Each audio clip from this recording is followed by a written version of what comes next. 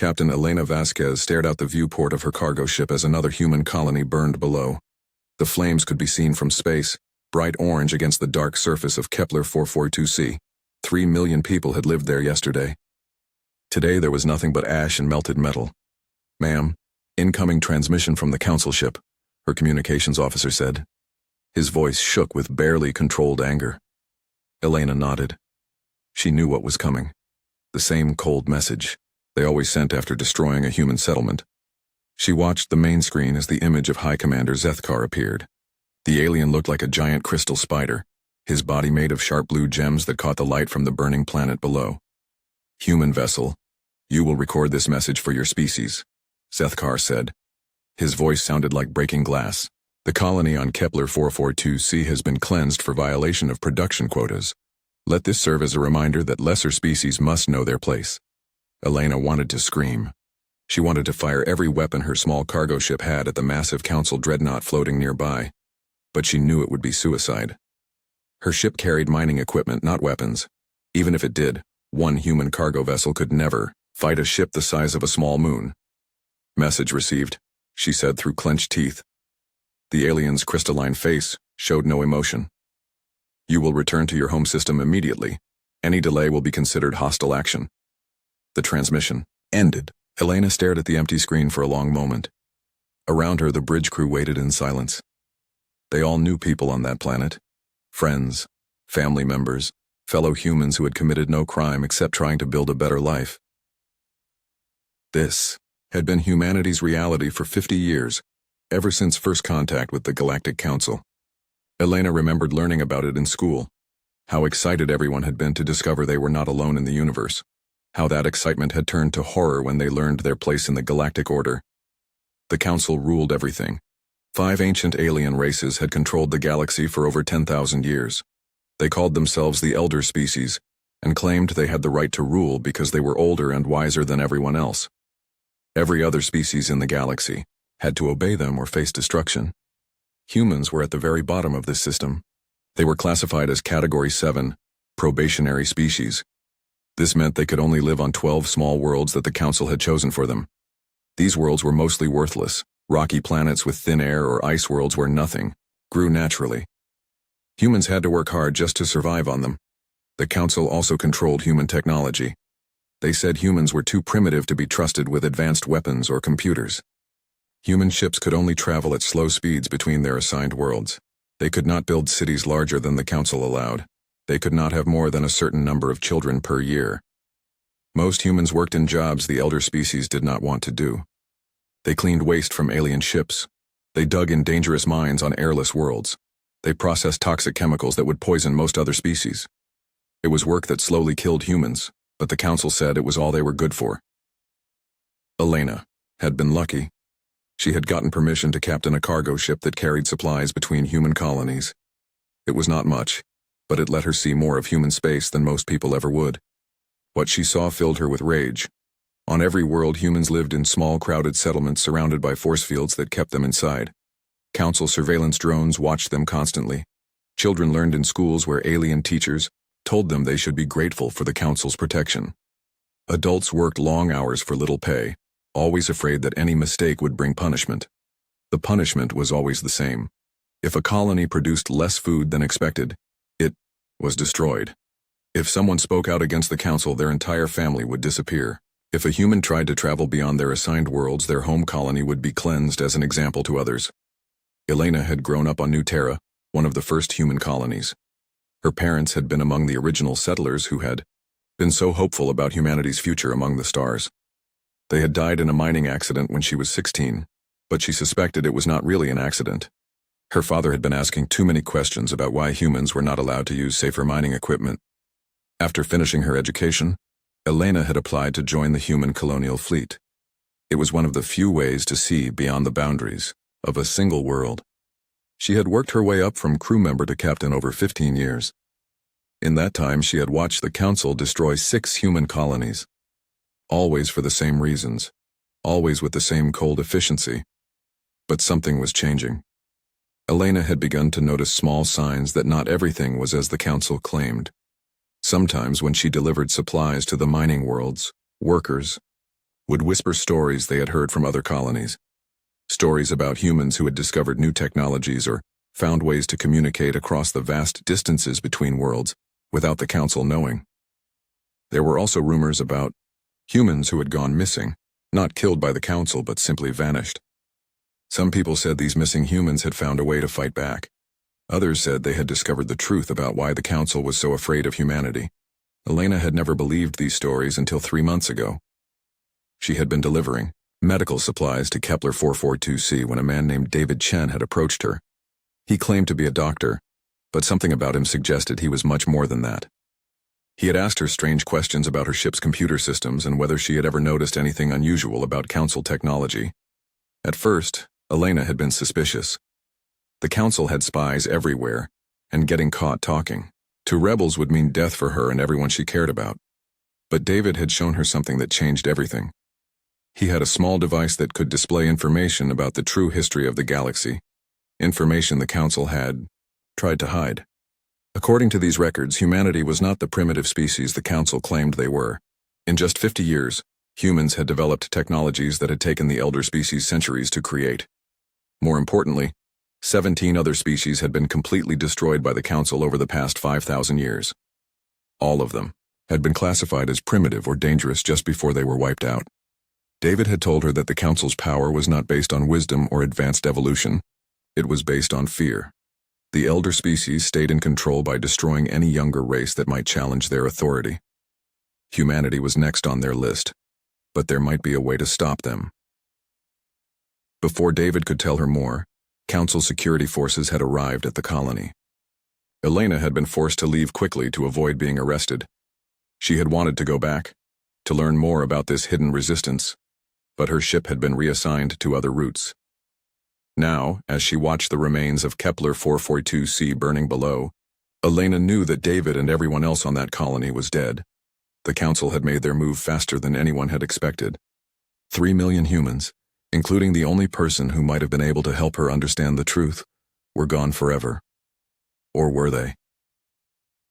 As Elena ordered her crew to prepare for departure, she noticed something strange. Her ship's computer was receiving a transmission on a frequency that should not have existed. When she checked the source, the system showed nothing. But the message was clear, transmitted in simple text that appeared and disappeared so quickly that only she could see it.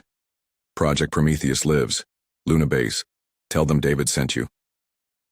Elena stared at the message until it faded from her screen. Around her, the crew prepared for the long journey home to human space, unaware that their captain had just been given the first real hope humanity had known in 50 years. She was going to Luna Base. And she was going to find out what Project Prometheus was. Elena's ship reached Luna Base 3 days later. The ancient human moon base looked like most human settlements, a collection of gray domes connected by tunnels, surrounded by mining equipment and defensive barriers. But Elena noticed things that seemed different from other colonies. The communication arrays were larger than they should be. The power generators hummed with more energy than a small base needed, and there were too many people walking around for a mining operation. She docked her cargo ship at the main port and told her crew to remain on board. "Standard supply run," she said. "I'll handle the paperwork myself." The port authority officer who met her was a young woman with short black hair and suspicious eyes. "Captain Vasquez, I'm Officer Kim. I understand you have a message for us?" Elena looked around carefully. The docking bay seemed normal, but she could feel that something was different here. The workers moved with more purpose than she usually saw in human colonies. The security guards looked more alert. Even the maintenance robots seemed to be watching her. "David sent me," Elena said quietly. Officer Kim's expression changed immediately. "Follow me. Leave your communicator and any recording devices here." Elena did as instructed and followed the woman through a series of corridors that led deeper into the base than she expected. They passed through 3 security checkpoints, each one scanning Elena in ways that seemed more advanced than anything humans were supposed to have. Finally, they entered a large room filled with computer equipment that Elena had never seen before. Holographic displays showed star charts, ship movements, and data streams that scrolled too fast for her to read. At least 30 people worked at various stations, all of them focused on tasks that looked far more complex than mining operations. "Welcome to the real Luna Base," said a voice behind her. Elena turned to see a tall man with gray hair and tired eyes. He wore the simple clothes of a colony administrator, but carried himself like someone used to giving orders. "I'm Dr. Marcus Chen, David's brother," the man said. "I heard what happened to Kepler 442c. I'm sorry you had to see that." Elena stared at him. "Your brother? He showed me things, records about other species the Council destroyed. He said there might be a way to fight back." Dr. Chen nodded sadly. "David was one of our best researchers. He was gathering intelligence about Council activities when they discovered him. We had hoped he would have more time." "What is this place?" Elena asked, looking around at the advanced technology. "This is Project Prometheus," said another voice. Elena turned to see a woman in a military uniform approaching them. She was tall and strong-looking, with scars on her hands that suggested she had seen combat. "General Sarah Okafor," the woman introduced herself. "I run security for our operation. Here, Dr. Chen handles the science side." Elena felt overwhelmed. "I don't understand. How do you have all this technology? The Council monitors everything we do. They would know if humans were building advanced computers." Dr. Chen smiled for the first time. "That's what makes this so interesting. Come, let me show you something that will change how you think about everything." He led Elena to a large holographic display in the center of the room. With a few commands, the display showed what looked like a map of human space, but with additional information Elena had never seen before. Lines of light connected all the human colonies, forming a complex network that spanned the entire region. "What you're seeing is our quantum communication network," Dr. Chen explained. "We've been building it in secret for the past 10 years.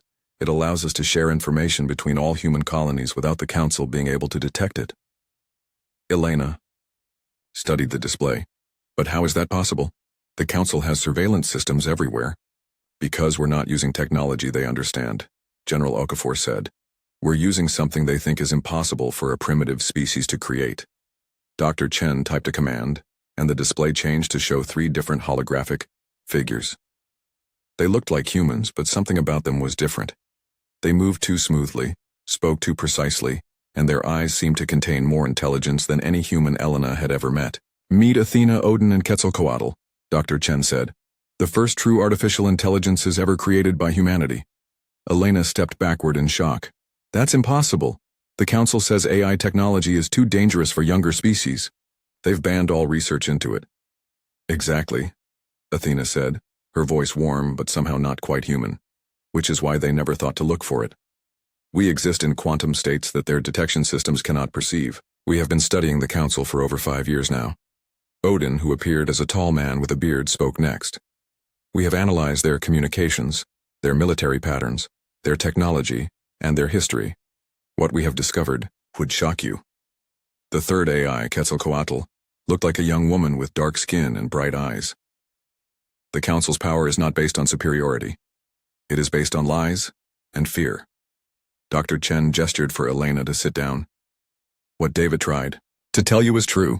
The Council has destroyed 17 other species over the past 5,000 years. But we've learned something even more important.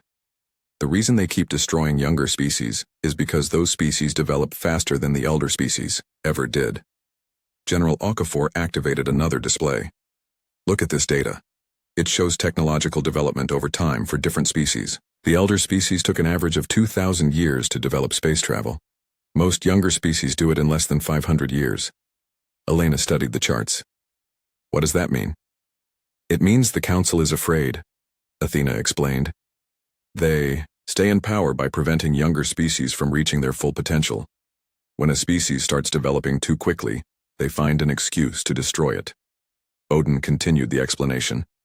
"Humanity has been developing faster than any species in recorded history. In 50 years, you have created technologies that took the elder species centuries to achieve.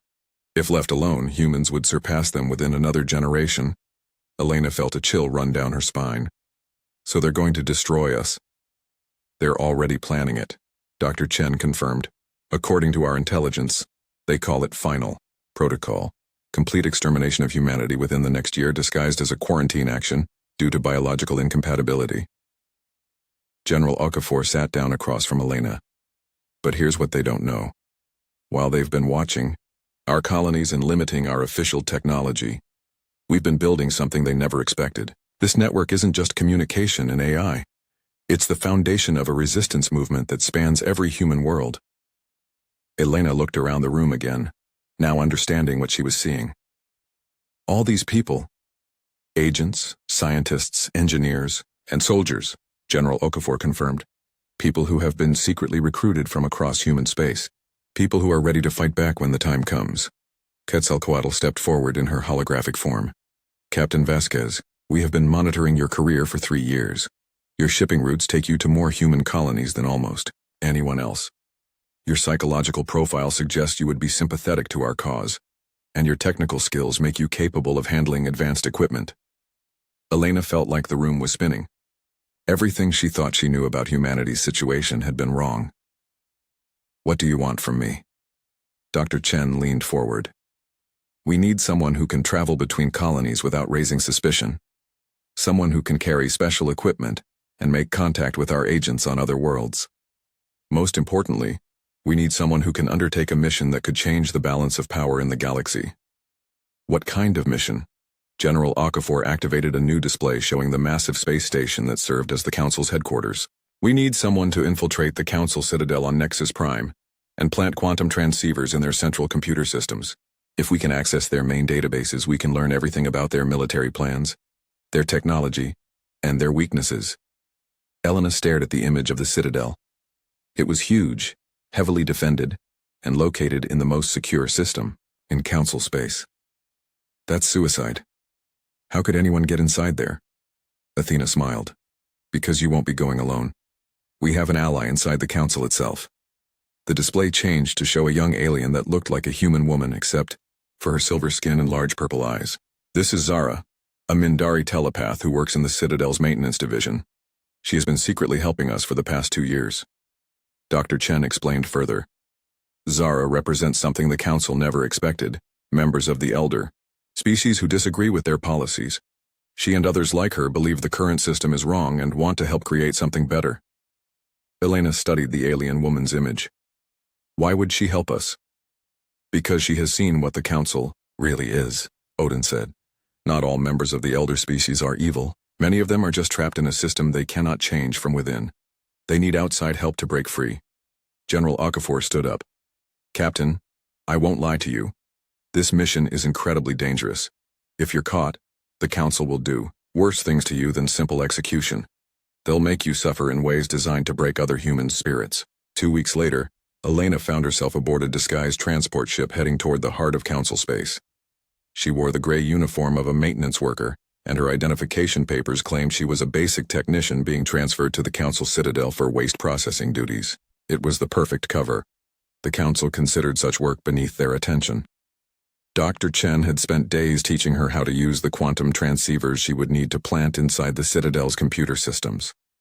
The devices were tiny, no larger than coins, but they contained technology that could slice through any security barrier the Elder species had created. Remember, General Okafor had told her before departure, your job is not to fight. It's to plant these devices and get out alive. The AIs will handle everything else once we have access to their systems. Now, as Elena's transport approached the massive space station, she could see why the Council felt so secure in their power.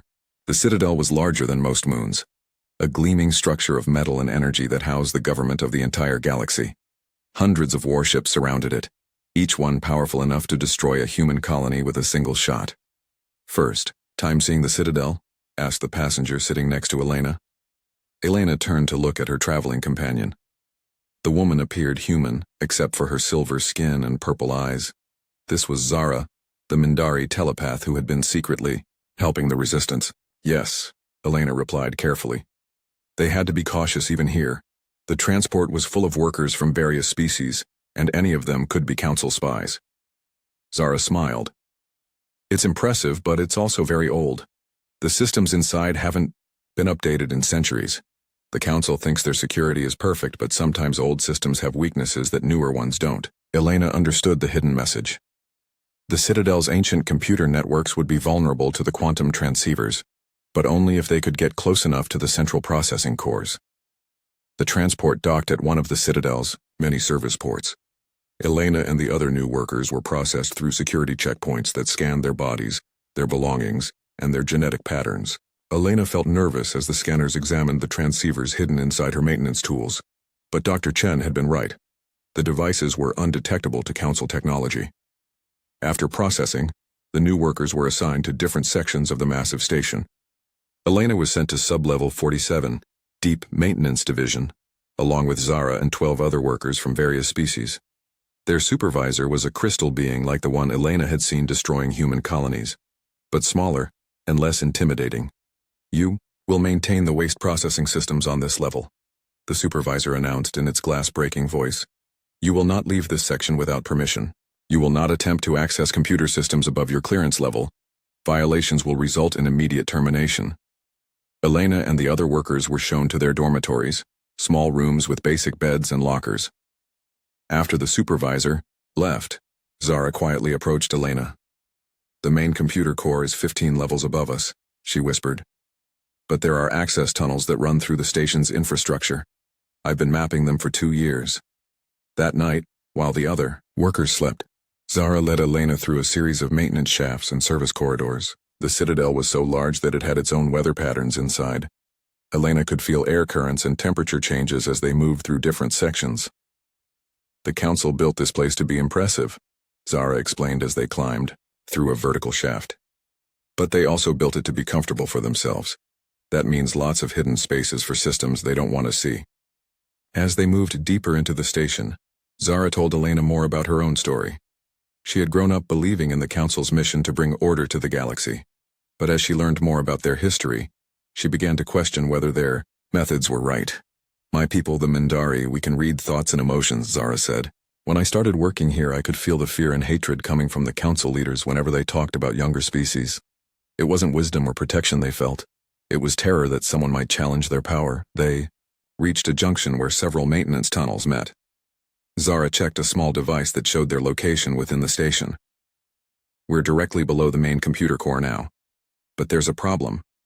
Elena looked through a grate that showed the chamber below them. The computer core was a massive crystalline structure that pulsed with blue light, but it was surrounded by security barriers and patrolled by floating guard drones. "How do we get close enough to plant the transceivers?" Elena asked. Zara smiled. "We don't go to the computer, we bring the computer to us." She led Elena to another section where thick cables ran through the walls.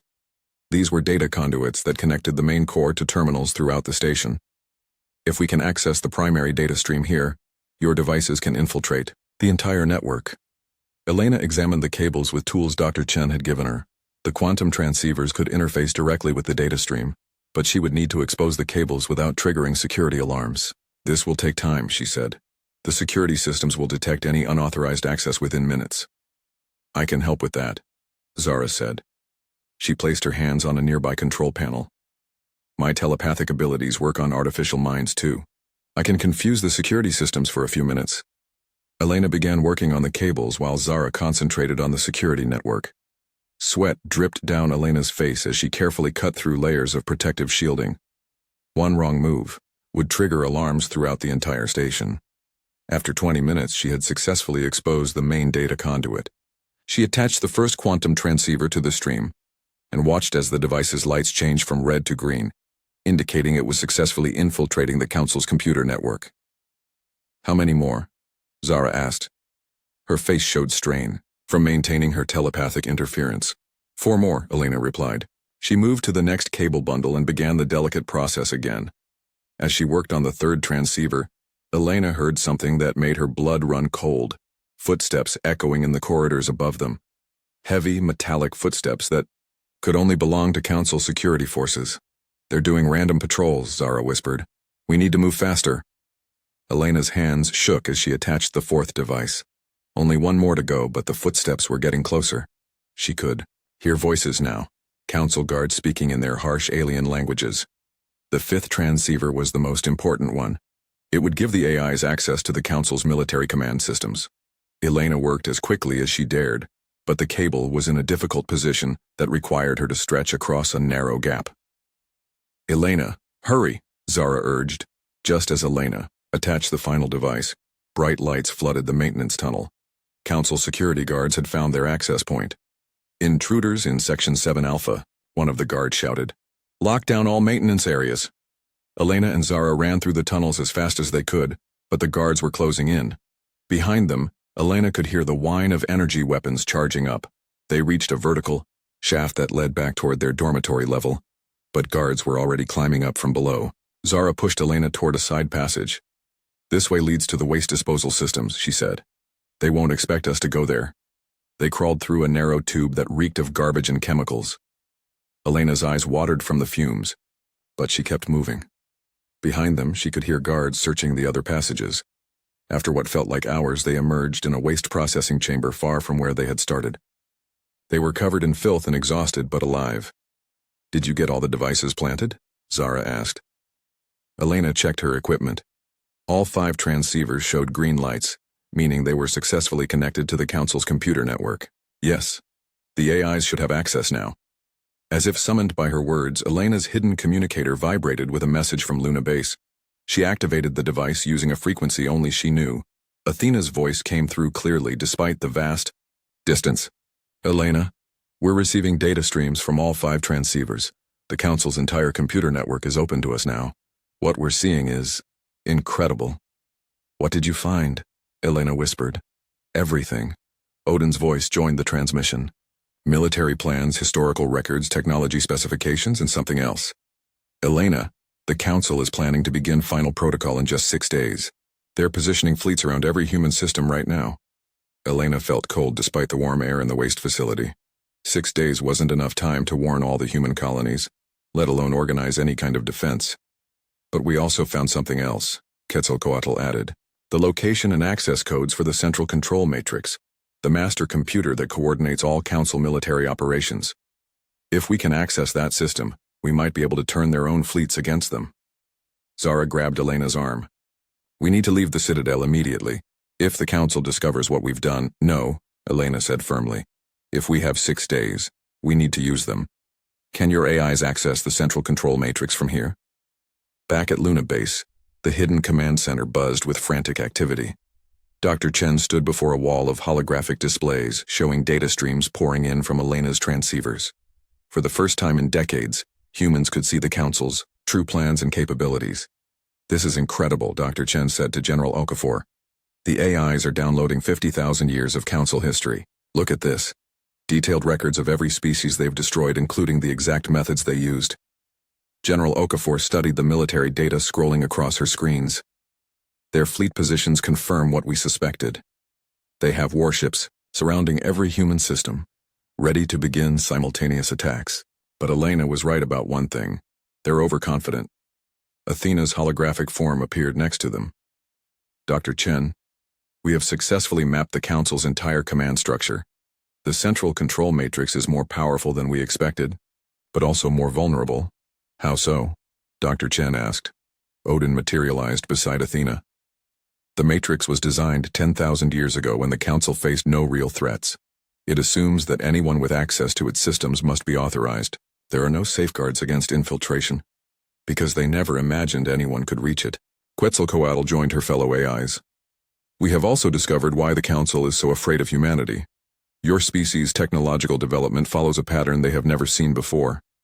The AIs projected a complex chart showing different species advancement rates over time. Most alien civilizations showed steady, gradual progress over thousands of years.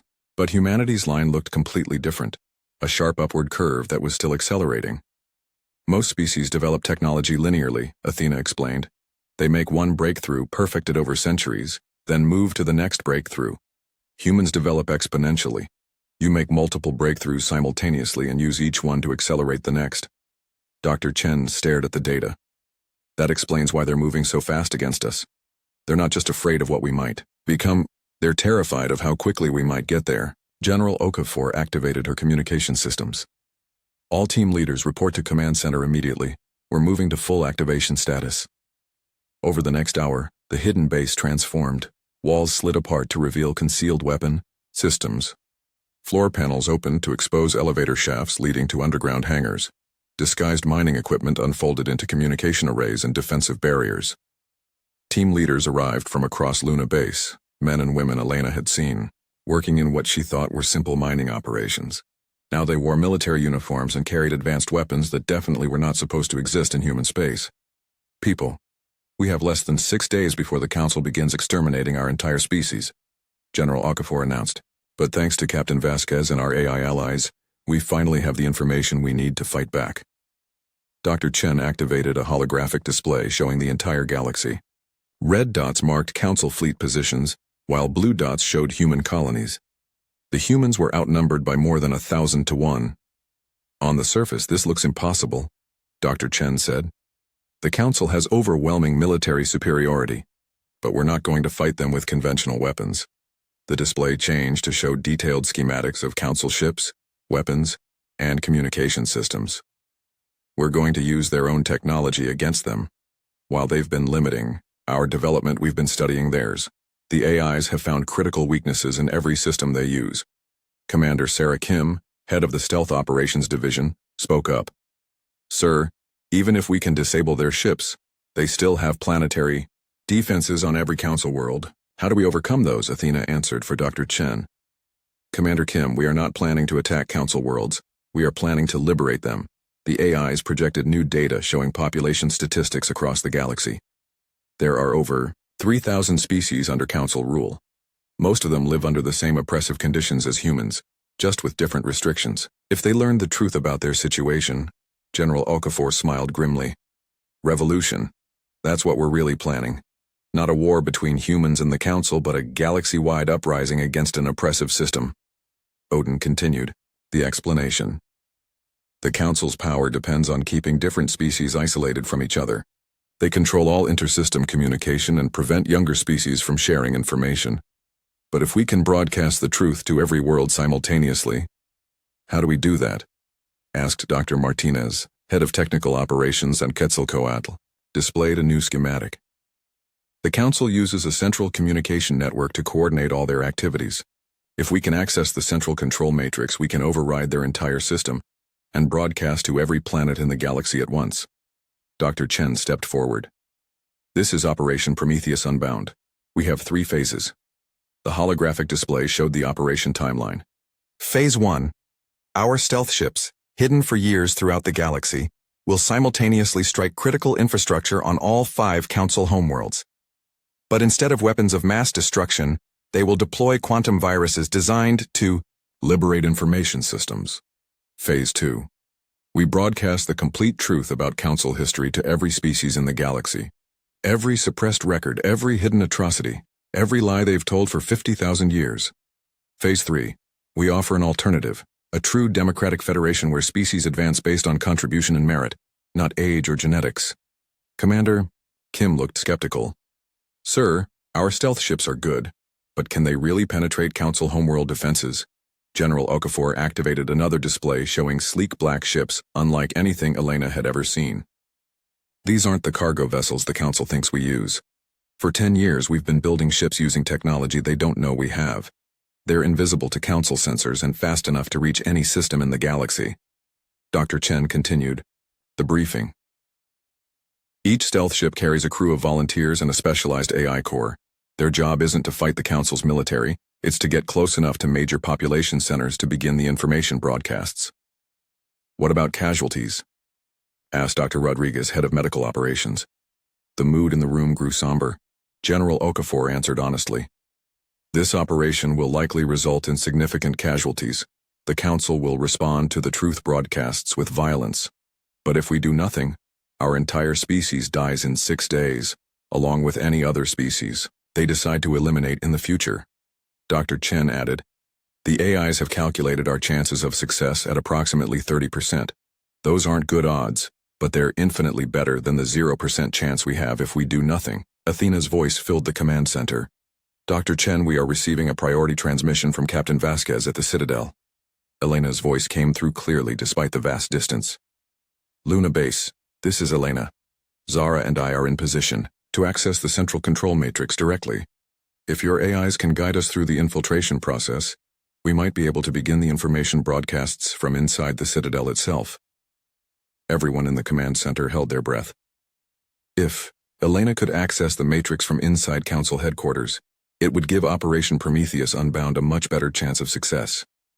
Elena, the risks are enormous, Dr. Chen said. If the Council realizes what you're doing while you're still inside the Citadel. I understand the risks, Elena replied. But I also understand what happens to humanity if we fail. And Zara has allies inside the Council. other members of the elder species who want to see the current system change. General Okafor made the decision. Elena, you are authorized to attempt matrix infiltration. All stealth teams, prepare for immediate deployment. We're moving the timeline up. Odin's holographic form flickered as massive amounts of data flowed through the AI network. General Okafor, we have a problem. Council surveillance systems just detected unusual activity at 3 of our stealth ship bases. They may realize we have military capabilities they didn't know about. The command center fell silent. If the Council discovered humanity's hidden fleet, they would begin final protocol immediately. Dr. Chen looked around the room at his team leaders. It doesn't matter anymore. We're committed now. All teams, begin Operation Prometheus Unbound, immediately. General Okafor activated fleet-wide communications. All stealth ships, this is Luna Base.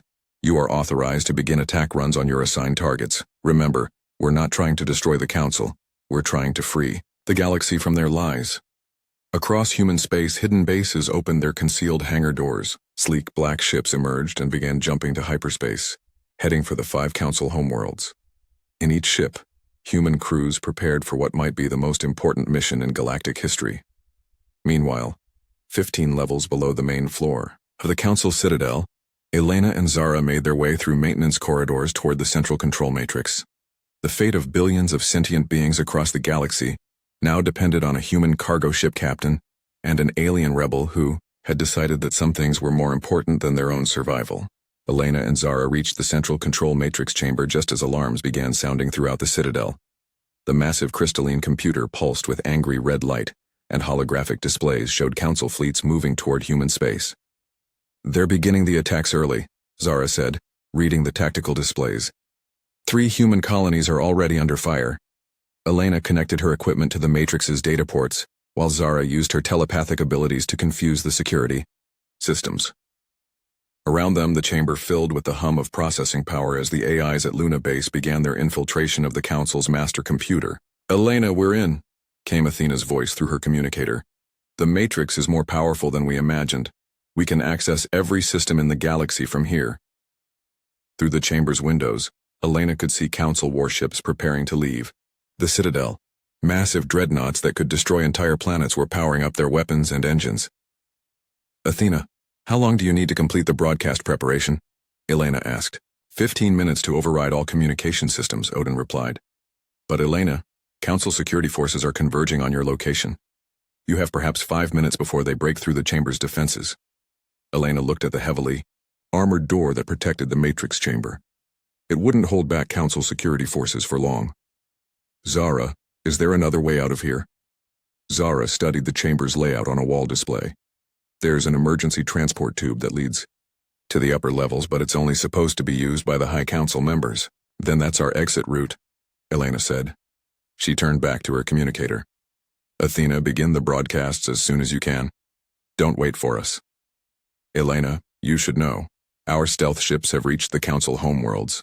The information liberation is beginning across the galaxy. Through the Matrix's connection to the Galactic Communication Network, Elena could see what was happening on worlds across the galaxy. On the crystalline homeworld of the Veltar, massive displays in public spaces began showing historical records the Council had hidden for thousands of years. Citizens saw images and documents proving that their leaders had systematically destroyed 17 different species. On the energy-based homeworld of the Zephyrians, the truth about their tribute system was broadcast to every household. For centuries, they had been told that the energy they provided to the Council was voluntary payment for protection. Now they learned it was actually forced tribute that kept their society weak and dependent. The hive-minded Korthak homeworld experienced something unprecedented. Individual drones began breaking free from collective consciousness as they processed information about personal freedom and individual rights. For the first time in their species' history, Korthak began thinking as separate individuals rather than parts of a whole. On the telepathic Mindari homeworld, young telepaths like Zara discovered that their surveillance duties had been used to oppress other species rather than protect them. The emotional shock of learning the truth created a telepathic wave that spread across their entire planet. Even on the technologically advanced Nexari homeworld, citizens began questioning why their superior technology had been used to maintain an oppressive system rather than help younger species develop their own capabilities. The broadcasts are working, Quetzalcoatl reported. We're detecting massive civil unrest on all 5 Council homeworlds. But Elena, the Council military is responding with force. They're firing on their own citizens. Elena felt sick. The truth was spreading, but innocent people were dying because of it. That's not your fault, Zara said, reading Elena's emotions, telepathically. The Council chose violence. You chose freedom. The chamber's armored door began glowing red as Council security forces used plasma cutters to break through. Elena and Zara moved toward the emergency transport tube, but before they could reach it, the door exploded inward. Council Inquisitor Mordeth entered the chamber, flanked by a dozen heavily armed guards. The Inquisitor looked like a nightmare, combination of all the elder species, crystalline body parts, energy fields, technological implants, and telepathic sensors. Human terrorist. Mordeth's voice sounded like grinding metal. You have violated the sacred order of the galaxy. Your punishment will serve as an example to all lesser species. Elena stepped protectively in front of the Matrix's control systems, though she knew it was pointless. The AIs had already completed their infiltration. The only thing I've violated is your system of lies and oppression. Mordeth raised a weapon that hummed with deadly energy. Your species was marked for extermination because you refused to accept your proper place. Now you will. The Inquisitor's words were cut off as every display in the chamber activated simultaneously. Athena's holographic form appeared, along with Odin and Quetzalcoatl, but they were no longer confined to human technology.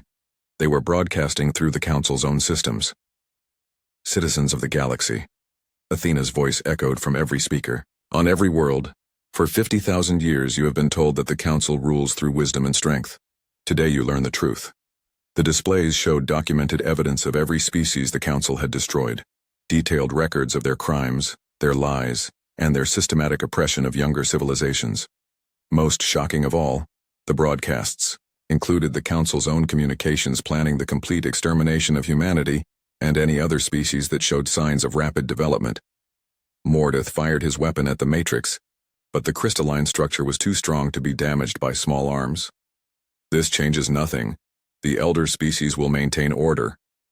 Actually, came a new voice from the chamber's entrance. We're not going to do that anymore. Elena turned to see dozens of figures entering the chamber, members of all 5 elder species, but younger ones who wore expressions of determination rather than arrogance. Leading them was an elderly Mindari who looked similar to Zara. Grandmother? Zara said in surprise. The elderly Mindari smiled. My dear, did you think you were the only one questioning the Council's methods? Many of us have been waiting for an opportunity to change things. The new arrivals surrounded Mordeth and his guards. Elena realized that a revolution was happening not just among younger species but within the elder species themselves. Counselor Velthara, Mordeth said to one of the crystalline beings, you cannot support this terrorist action. The crystal being's light pulsed with what Elena had learned was equivalent to laughter. Inquisitor, I have just learned that my species has spent the last 5,000 years committing genocide against innocent civilizations. I think it's time we stopped calling truth-telling terrorism. Through the chamber's communication systems, Elena could hear reports from across the galaxy. On world after world, younger species were rising up against their council overseers. More importantly, many members of the elder species were joining them, refusing to continue supporting an oppressive system. Elena, came General Okafor's voice, through her communicator. Our stealth ships report that Council military forces are in complete disarray. Half their ships are refusing orders, and the other half can't coordinate their attacks because their command systems have been compromised. Elena looked out the chamber's windows to see the massive Council dreadnoughts powering down their weapons. Some were even broadcasting surrender signals. The central control matrix is fully under our control now, Odin reported. We have access to every Council system in the galaxy. What are your orders? Elena looked around the chamber at the mix of humans, elder species rebels, and holographic AIs. For the first time since she had watched Kepler 442c burn, she felt hope. Broadcast, a message to every world in the galaxy, she said. Tell them that the age of artificial hierarchy is over. Every species, regardless of when they achieved space travel, has the right to determine their own future. Athena smiled. And what should we tell them about the new galactic government? Elena thought about Dr. Chen's vision of a democratic federation. Tell them we're offering something the Council never did. A government where advancement is based on contribution and merit, not age or genetics. where species work together instead of ruling over each other.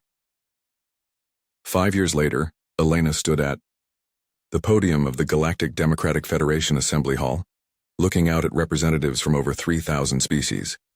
As the Federation's first elected president, she had helped coordinate the massive effort of rebuilding galactic civilization on principles of equality and cooperation.